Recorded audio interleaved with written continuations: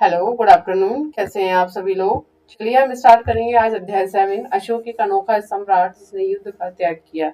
इसमें से मैं आपको लास्ट क्लास में कुछ पॉइंट्स पढ़ा चुकी थी। जैसे कि मैंने आपको बताया था अशोक के बारे में कुछ बेसिक पॉइंट्स इसी एनसीईआरटी टॉपिक से, कि अशोक के पिता का नाम क्या है? बिंदुसार। अशोक के पिता का नाम क्या था? बिंदुसार। और अशोक के दादाजी कौन थे? चंद्रगुप्त मौर्य। यानी कि मौर्य साम्राज्य की जो स्थापना की थी वो चंद्रगुप्त मौर्य ने की थी।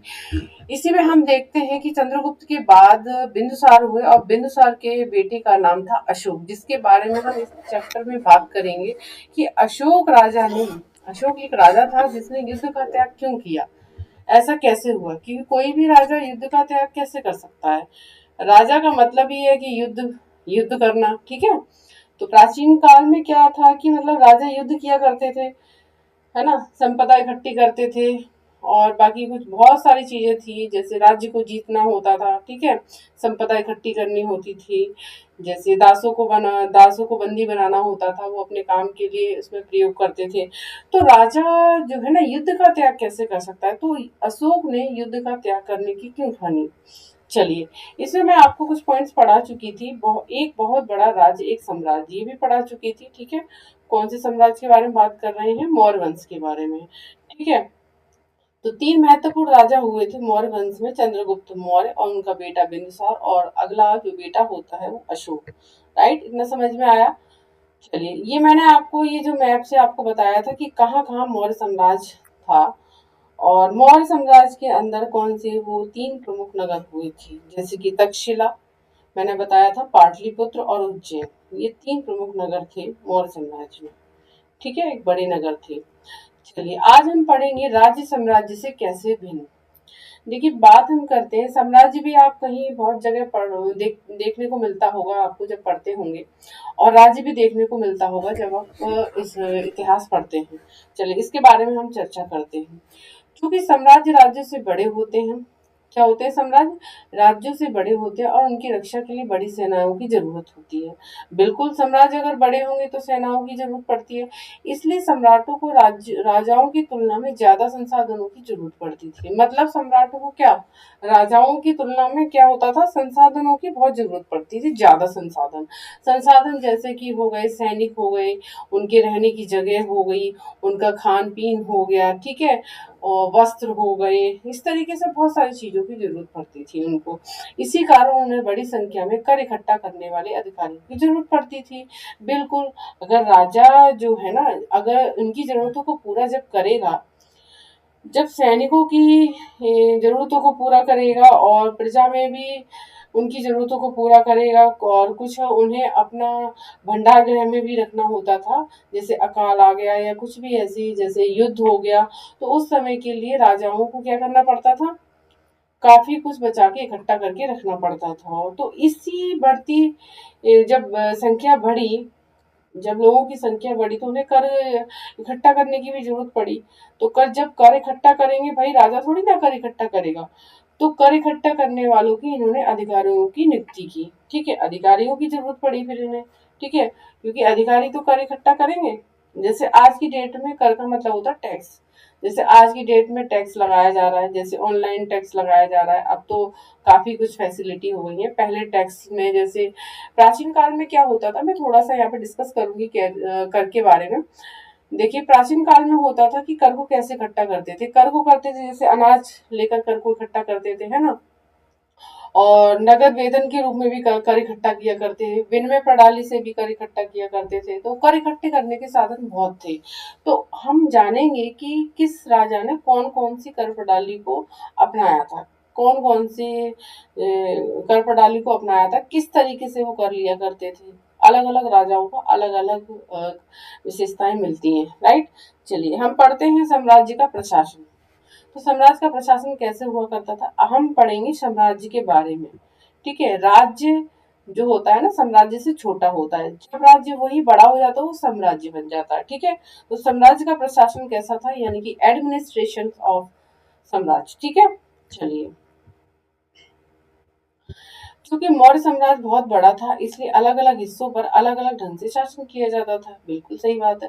पाटलिपुत्र और उनके आसपास के इलाकों पर सम्राट का सीधा नियंत्रण था। इसका मतलब यह हुआ कि इस इलाके के गांव और शहरों के किसानों, पशुपालकों, शिल्पकारियों और व्यापारियों से कर इकट्ठा करने के लिए राजा अधिकारियों की नियुक्ति करता था। देखिए यहाँ पर बात आती है ना, जैसे मैंने अभी पीछे लास्ट क्लास में आपको बताया था कि साम्राज्य में जब मौर्य साम्राज्य होता है तो मौर्य साम्राज्य के अंदर कुछ ऐसे बड़े बड़े नगर थे, जैसे मैंने पाटलिपुत्र के बारे में बताया, तक्षशिला के बारे में बताया, और जैसे कि मैंने आपको उज्जैन के बारे में बताया। तो यहाँ पर बात की जा रही है पाटलिपुत्र। पाटलिपुत्र एक बड़ा नगर था जो राजा के सीधे नियंत्रण में क्यों रहता था, क्योंकि वो बड़ा नगर था और वहां से कर बहुत अच्छा मिलता था। और इन गांवों से शहरों के किसानों, पशुपालकों, शिल्पकारों और व्यापारियों से कर इकट्ठा करने के लिए राजा को अधिकारियों की नियुक्ति करता था, है ना। अधिकारियों की क्या करता था, नियुक्ति करता था, जो राजा के आदेशों का उल्लंघन करते थे अधिकारी उनको सजा भी देते थे। ठीक है। इनमें से कई अधिकारियों को वेतन भी दिया जाता था। संदेश वाहक एक जगह से दूसरी जगह घूमते रहते थे और राजा के जासूस अधिकारियों के कार्यकलाप पर नजर रखते थे। इन सब के ऊपर सम्राट था, जो राज परिवार एवं वरिष्ठ मंत्रियों की सहायता से सब पर नियंत्रण रखता था। बात की गई जब वो कर इकट्ठा करते थे भाई, राजा इसलिए जासूस लगा कर रखता था संदेश वाहक की, मतलब संदेश वाहक का काम क्या था, वो एक जगह से दूसरी जगह घूमते रहते थे और जो अधिकारी थे कर इकट्ठा किया करते थे तो उनके कार्यकलाप पर नजर रखते थे, क्योंकि वो अधिकारी ऐसा ना हो कि अपने पॉकेट मनी अपनी बढ़ाते रहे, अपने पॉकेट में डालते रहे कर को, है ना। तो इस तरीके से वो क्या है ना, संदेश वाहक रखा करते थे उस समय पर। इन सब के ऊपर सम्राट था। ठीक है, इन सब के ऊपर क्या था, सम्राट था। ठीक है, चलिए, इतना समझ में आया आपके। देखिए, प्रादेशिक केंद्रों के बीच विस्तृत क्षेत्र थे। इनके इलाकों में मौर्य शासक सिर्फ मार्गों और नदियों पर नियंत्रण रखने की कोशिश करते थे। इनके इलाकों में मौर्य शासक सिर्फ मार्गों और नदियों पर नियंत्रण रखने की कोशिश करते थे। ठीक है, जो कि आवागमन के लिए महत्वपूर्ण थे। यहाँ से उन्हें जो भी संसाधन कर और भेंट के रूप में मिलते थे उसे इकट्ठा करते थे। ठीक है, उदाहरण के लिए अर्थशास्त्र में लिखा है कि उत्तर पश्चिम बंगाल के लिए और दक्षिण भारत सोने और कीमती पत्थरों के लिए प्रसिद्ध था। संभव है कि संसाधन नजराने के रूप में इकट्ठे किए जाते थे। देखिए कितनी अच्छी बात आती है यहाँ पर। इन्होंने कैसे कर के रूप में यहाँ पे एक्सप्लेन किया है। इन्होंने लिखा है कि मौर्य शासक सिर्फ मार्गों नदियों पर नियंत्रण रखने की कोशिश करते थे। क्यों करते थे, मार्ग और नदियों पर नियंत्रण क्यों करते थे, कोशिश क्यों करते थे वहां के शासक, क्योंकि वो आवागमन के लिए, आने जाने के लिए महत्वपूर्ण साधन थे। जब लोग वहां से आएंगे जाएंगे तो भैया कर भी लगेगा उन पर। ठीक है, अपना सामान का जब आदान प्रदान करेंगे, वो आयात निर्यात करेंगे वो, तो उन संसाधन पे कर भी लगेगा, है ना। तो कर क्या करते, उस कर को इकट्ठा करते थे शासक और भेंट के रूप में मिलते थे। बहुत से कर भेंट के रूप में मिलते थे और उनसे इकट्ठा किया जाता था उनको।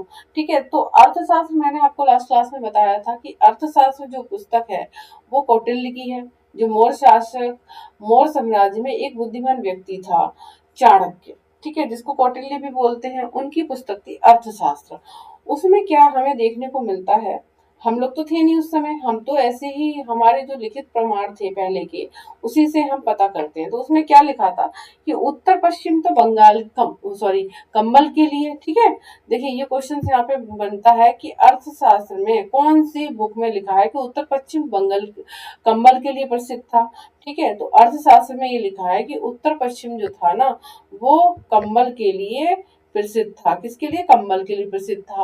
और दक्षिण भारत सोने और कीमती पत्थरों के लिए प्रसिद्ध था। ठीक है, दक्षिण भारत हमारे जैसे हो गया ना, तमिलनाडु, केरल, कर्नाटक, है ना, इस तरीके से ले सकते हैं इनको। दक्षिण भारत सोने और कीमती पत्थरों के लिए प्रसिद्ध था। ठीक है, ये कहीं भी पॉइंट आप लिख सकते हैं, इनको बहुत अच्छे हैं, यहीं से क्वेश्चन बनते हैं। ठीक है, समय के संसाधन नजराने के रूप में इकट्ठे किए जाते होंगे। ठीक है, बिल्कुल। तो नजराने का मतलब यहाँ पर क्या होता है, नजराने का मतलब यहाँ पर क्या दिया गया है, देखिए, जहाँ कर नियमित ढंग से इकट्ठे किए जाते थे वही नजराना अनियमित रूप से जब भी संभव हो इकट्ठा किया जाता था। ऐसे नजराने विविध पदार्थों के रूप में प्राय ऐसे लोगों से लिए जाते थे जो जो स्वेच्छा से इसे देते थे। बिल्कुल, नजराना कैसा होता था, भेंट के रूप में होता था। ये ऐसा नहीं था कि ये फिक्स नहीं था, जैसे कर तो ना कर जो था राजा के द्वारा जो लगाया गया था वो फिक्स था कि 6 महीने में देना है, 3 महीने में देना है, 1 साल में देना है। लेकिन जो नजराना था वो फिक्स नहीं था लोगों पर, वो लोग अपनी खुशी से राजा को दिया करते थे, ठीक है। और नजराने के रूप में कुछ भी हो सकता था, वस्त्र भी हो सकते थे, खाने का सामान भी हो सकता था, कोई भी ए टू जेड कोई भी सामान हो सकता था, इसे बोलते हैं नजराना। देखिए राजधानी में सम्राट, देखिए राजधानी में सम्राट के लिए क्या बात की गई है, ठीक है। हम देखते हैं इसमें क्या लिखा हुआ है, यहाँ से ऐसे क्वेश्चंस बनते हैं। मेगास्थनीज चंद्रगुप्त के दरबार में पश्चिमी एशिया के यूनानी राजा सेलिकस निकेटर का दूत था। मेगास्थनीज ने जो कुछ देखा उसका वर्णन दिया है। सबसे इंपॉर्टेंट क्वेश्चन यहाँ से बनता है कि मेगास्थनीज किसके दरबार में आया था। मेगास्थनीज भारत में चंद्रगुप्त मौर्य के दरबार में आया था, राइट। पश्चिमी एशिया के यूनानी राजा, कहाँ से, पश्चिमी एशिया के यूनानी राजा सेलिकस निकेटर का राजदूत था वो, जो भारत आया था चंद्रगुप्त मौर्य के दरबार में, राइट। इतना समझ में आ रहा है आपको, यहाँ से क्वेश्चन बनता है। मेगास्थनीज कौन था, सेलिकस निकेटर का राजदूत था, ठीक है। यूनानी राजा था ये सेलिकस निकेटर, उसका राजदूत था, ठीक है।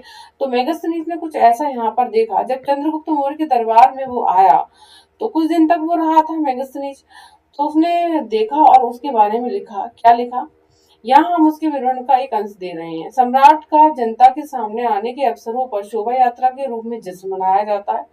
मतलब सम्राट जब जनता के सामने आता है ना, तो कुछ अवसरों पे शोभा यात्रा के रूप में जश्न मनाया जाता है। उन्हें एक सोने की पालकी में ले जाया जाता है, उनकी अंगरक्षक सोने और चांदी से अलंकृत हाथियों पर सवार रहते हैं। कुछ अंगरक्षक पेड़ों को लेकर चलते हैं। इन पेड़ों पर प्रशिक्षित तोता का एक झुंड होता है। मतलब जो अंगरक्षक होते हैं ना, अंगरक्षक का मतलब होता है सम्राट को देखने वाले, उनकी रक्षा करने वाले। तो वो सोने और चांदी से अलंकृत हाथियों पर सवार होकर सम्राट के साथ चलते हैं, ठीक है। और अंगरक्षक पेड़ों को लेकर चलते हैं अपने हाथ में, ठीक है। और इन्हीं पेड़ों पर प्रशिक्षित तोते का एक झुंड होता है। प्रशिक्षित मतलब कि शिक्षित किया होता है, उन्हें जैसा समझाया जाता है वैसा वो करते हैं, ठीक है। जो सम्राट के सिर के चारों तरफ चक्कर लगाता रहता है। मतलब जो तोता जो प्रशिक्षित होता है ना, वो सम्राट के चारों ओर चक्कर लगाता रहता है। राजा सामान्यतः हथियारबंद महिलाओं से घिरे होते हैं। कैसे, वेरी इंपॉर्टेंट, राजा सामान्यतः हथियारबंद महिलाओं से घिरे होते हैं। वे हमेशा इस बात से डरे रहते हैं कि कहीं कोई उनकी हत्या करने की कोशिश, ऑब्वियसली सी बात है, हथियारबंद महिलाओं से घिरे रहेंगे तो इसलिए कि उनकी कोई हत्या ना कर दे, यही तो बात हो सकती है। जैसे आज की डेट में बॉडीगार्ड को पीछे लगाकर चलते हैं बड़े बड़े लोग, ठीक है। तो उनके खाना खाने के पहले खास नौकर उस खाने को चखते हैं। मतलब जब सम्राट किसी खाने को खाता है तो सबसे पहले नौकर उसको चखते हैं, है ना। वे लगातार 2 रात एक ही कमरे में नहीं सोते थे, ठीक है। कितना अच्छी बात है यहाँ पर सम्राट के लिए बोली गई है कि मतलब डर होता था कि सम्राट को कोई मार ना दे, ठीक है। और पाटलिपुत्र आधुनिक पटना के बारे में, आधुनिक पटना जो आज की डेट में बिहार में पटना, पहले इसको पाटलिपुत्र बोला जाता था, राइट। देखिए यह एक विशाल और खूबसूरत नगर है। यह एक विशाल प्राचीर से घिरा है जिसमें 570 बुर्ज और 64 द्वार हैं। वेरी इंपॉर्टेंट क्वेश्चन, पाटलिपुत्र में कितने बुर्ज हैं, 570 बुर्ज, और कितने द्वार हैं, 64 इसमें द्वार हैं, और 570 इसमें क्या है, 570 तो इसमें बुर्ज हैं और 64 इसमें द्वार हैं, ठीक है। ये क्वेश्चन बनता है, किसमें मिलते हैं, पाटलिपुत्र में देखने को मिलते हैं, जो राजधानी है ये इनकी, ठीक है, मौर्य साम्राज्य की राजधानी है। 2 और 3 मंजिले वाले घर लकड़ी और कच्ची ईंटों से बनते हैं। मतलब यहाँ पर घर भी देखे गए हैं 2 और 3 मंजिल वाले, ठीक है, और वो लकड़ी और कच्ची ईंटों से बने हैं, ठीक है।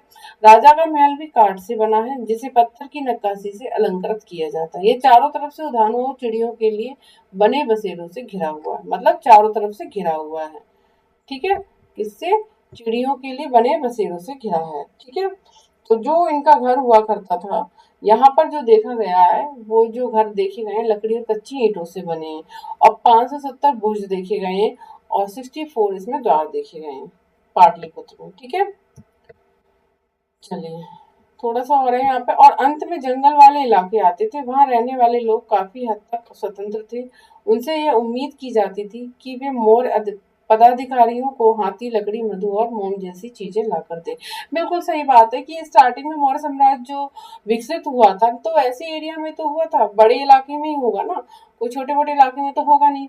और जब इसकी शुरुआत हुई थी, जब ये राज्य देखा गया था मौर्य साम्राज्य, तो इसके आसपास दूरियों तक जंगल भी थे, तो जंगल में लोग रहते थे, तो उनसे ये अपेक्षा की जाती थी कि वो अधिकारियों को हाथी, लकड़ी, मधु और मोम जैसी चीजें लाकर दें, जो कि मौर्य साम्राज्य के लिए इम्पोर्टेंट थी। ठीक है, कौन कौन सी चीजें? हाथी, लकड़ी, हाथी क्या सेना में प्रयोग की जाती थी, लकड़ी घर बनाने के लिए, मधु और मोम जैसी चीजें लाकर दें। मतलब कि मोम का प्रयोग किया जाता था किसी चीज में, मधु यानी कि मिठास, यानी कि इसमें उसके लिए, जैसे चीनी के लिए, मिठास के लिए इसका प्रयोग करते थे। ठीक है, तो अशोक एक सम्राट, इसके बारे में मैं आपको कल पढ़ाऊंगी। अशोक एक अनोखा सम्राट, ठीक है, इसके बारे में। और कलिंग युद्ध के बारे में वर्णन करता है अशोक का अभिलेख, इसके बारे में मैं कल पढ़ाऊंगी, आप लोग भी पढ़कर आएंगे। ठीक है, क्योंकि मैं चैप्टर्स को पार्ट में लेकर चल रही हूँ, क्योंकि इतना बड़ा चैप्टर है ना, एक साथ पढ़ा दूंगी तो आपको समझ में नहीं आएगा। यही रीजन है कि आप एक बार चैप्टर को पढ़ते हैं ना, एक बार सरसरी नजर से, तो आप क्वेश्चन यहाँ से भूल जाते हैं किस तरीके से। देखो मैंने आपको बताया ना क्वेश्चन कैसे बन रहे हैं। बाकी मैं आपको नोट्स लेकर आऊंगी एवरी चैप्टर का, उस पर कुछ ऐड भी करके लाऊंगी। ठीक है, तो आप लोग टेंशन ना लो, मैं एनसीईआरटी बहुत अच्छी करवा दूंगी आपकी, और थोड़े थोड़े पॉइंट्स लेकर आऊंगी जिससे आपको इतिहास पढ़ने में आसानी होगी और क्वेश्चन को आप आराम से सॉल्व कर पाएंगे। ठीक है, तो प्लीज आप लोग लाइक, शेयर, सब्सक्राइब भी करते रहा करें चैनल को, अगर आपको अच्छी लगती है। ठीक है, आप लोगों का भी लक्ष्य पूरा हो, मैं बस यही चाहती हूँ कि आप लोग भी अपने लक्ष्य को पूरा करें। ठीक है, और अपने मकसद तक पहुंचे आप, और पढ़ाई में आपका मन लगा लगा रहे। और एनसीईआरटी क्लास ये डेली आप देखते रहें, आपको बहुत अच्छा लगेगा, क्योंकि ये इतना बोरिंग वाला सब्जेक्ट नहीं है। आप कहीं भी खोल के थोड़ा सा भी ब्लूटूथ लगा के बैठ जाएंगे और थोड़ा सा सरसरी नजर से पढ़ लेंगे ना, डेली मेरी होती है 10 या 15 मिनट की क्लास होती है, आप डेली देख लो आराम से, आपकी एनसीईआरटी यहाँ से बिल्कुल क्लियर हो जाएगी। कोई टेंशन नहीं है आपको बुक खोल के पढ़ने की, आप चाहते तो बुक से भी पढ़ सकते हैं और मेरी क्लास की हेल्प भी ले सकते हैं। ठीक है, तो मिलते हैं कल इसी समय लर्निंग हिस्ट्री एकेडमी चैनल पर। ठीक है, बाय बाय, टेक केयर।